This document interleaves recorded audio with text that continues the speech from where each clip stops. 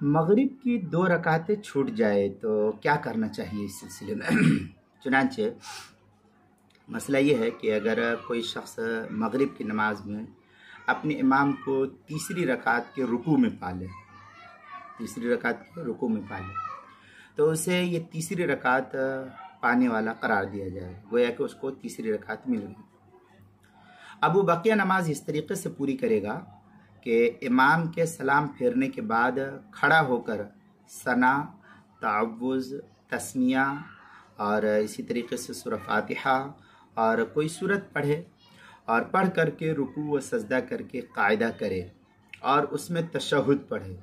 यानी 1 रकात इमाम के साथ मिल चुकी है। अब फिर जब खड़ा होगा तो खड़े होकर के पहले वो 1 रकात पढ़ेगा, मसबूक 1 रकात पढ़ेगा और 1 रकात पढ़ करके बैठ जाएगा और बैठ करके वो कायदा करे, उसमें तशहुद पढ़ेगा। तशहुद पूरी हो गई, अब ये फिर से खड़ा होगा, फिर अब 1 रकात और पढ़ेगा, तब जाकर के 3 रकात हो। फिर दूसरी रकात के लिए खड़ा होकर सूरह फातिहा सूरत पढ़ करके रुकू और सजदा करे, अत्तहियात, दरूद शरीफ और दुआए मासूरा पढ़ करके सलाम फेर दे।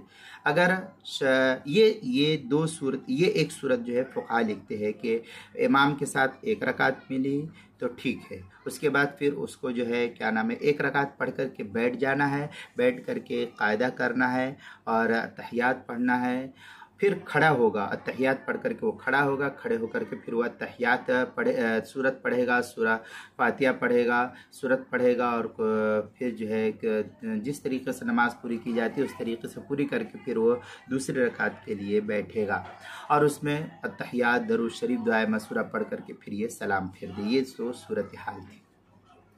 अब अगर शख्स मज़कूर ने 2 रकात यानी इमाम की फरागत के बाद पहली रकात पर कायदा नहीं किया है, पहली रकात पर कायदे के रूप से बैठना चाहिए लेकिन कायदा नहीं किया, तब भी फुक़हा लिखते हैं कि अब इस सूरत में इस्तिहसानन उसकी नमाज सही होगी।